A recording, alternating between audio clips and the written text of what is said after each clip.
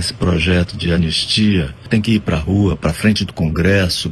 Não admitimos. Conheça os crimes cometidos e os nomes daqueles que já receberam o benefício da anistia e que hoje são figuras muito presentes na política e na elite artística nacional.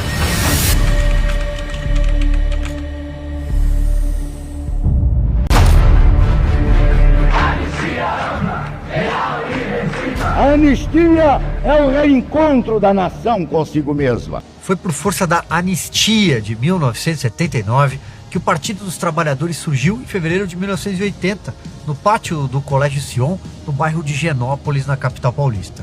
O PT só aconteceu porque o presidente João Batista Figueiredo assinou a Lei 6.683, a Lei da Anistia. Alguns nomes desses anistiados são bem conhecidos e lembrados com frequência por militantes da esquerda. Por exemplo, Luiz Carlos Prestes era o secretário-geral do Partido Comunista Brasileiro.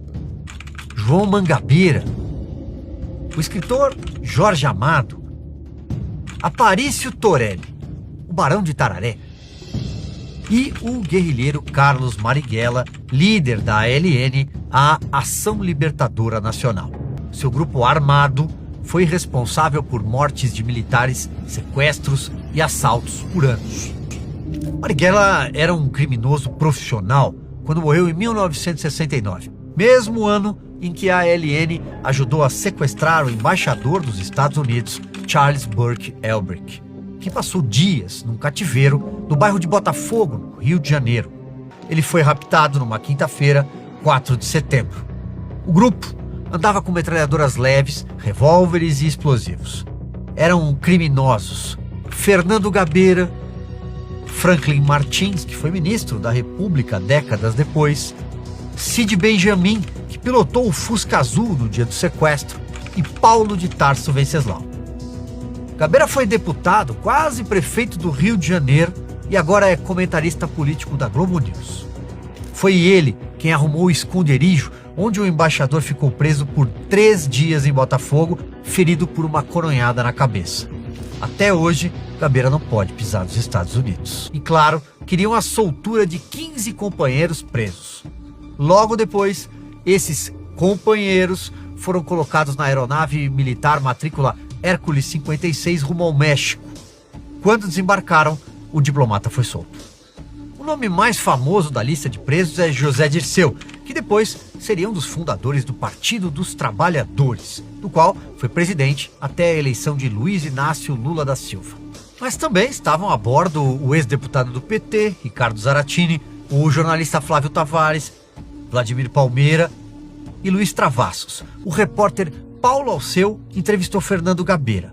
Eu não entendi a pergunta. Depois de 9 anos no exílio, o que tu pretendes fazer voltando para o Brasil? Eu não tenho a mínima ideia. Quer dizer, eu pretendo ver os amigos, pretendo trabalhar e pretendo contribuir de alguma forma com a luta política de volta no Brasil. Foram 4 sequestros de diplomatas naqueles anos, mas todos foram anistiados. Assim como os crimes se apagaram com a decolagem do Hércules 56, foram esquecidos também os crimes à bala dos guerrilheiros do Araguaia. O militante de esquerda mais conhecido do Araguaia foi José Genuíno, depois presidente do PT e deputado federal. Todos eles puderam voltar ao Brasil depois do exílio, anistiados. A primeira da fila foi Dulce Maria. Ela era produtora cultural de obras de Chico Buarque e Zé Celso Martinez, a primeira repatriada pela anistia, atuou na guerrilha armada pesada. Aprendeu a atirar com uma metralhadora leve com Carlos Lamarca. Era da VPR, Vanguarda Popular Revolucionária, o grupo de Dilma Havana Rousseff, que na época era mais conhecida por ajudar no roubo de 2 milhões de dólares que estavam no cofre do governador de São Paulo, Adhemar de Barros. Ela organizou 3 assaltos a bancos e foi anistiada. No dia 15 de setembro, retornaram políticos importantes na época. Miguel Arraes, Darcy Ribeiro e Márcio Moreira Alves, que irritou militares e culminou no ato institucional número 5. A Rede Globo, acusada até hoje de ter apoiado a ditadura, também apoiou a anistia.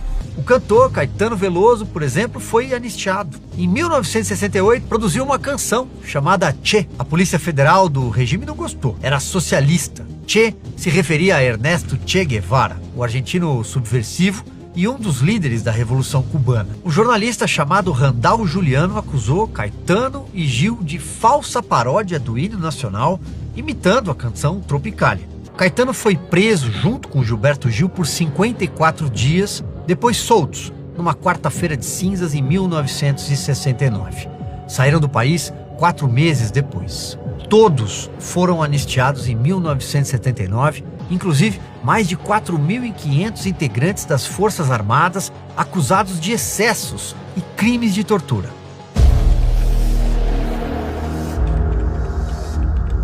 A cena política brasileira das décadas seguintes foi moldada pelos envolvidos na campanha da anistia de 1979. Aliás, o próprio movimento nasceu dentro de um partido político.